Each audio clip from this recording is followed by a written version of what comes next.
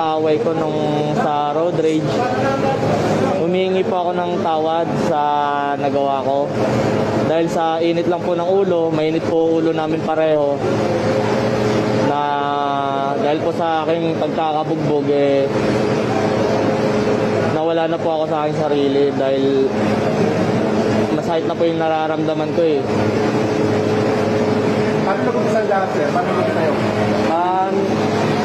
Nagmamadali lang naman po talaga ako nun, sir, kasi naka-asard po ako. Okay. Sila lang po itong nagbigay ng komisyon po na humingi na po ako sa kanila ng paunmanin, humingi po ako ng paunmanin.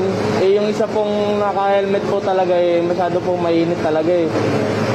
Sabi ko sa kanya, tayo, huwag ka masyado mainit. Sabi ko gano'n, hanggang sa pinagmumura po ako. Tapos natamaan ko ng kamay niya yung brother ko, panguso. Tapos doon na po kami nag-init dalawa, doon na po kami nagsutukan. Sa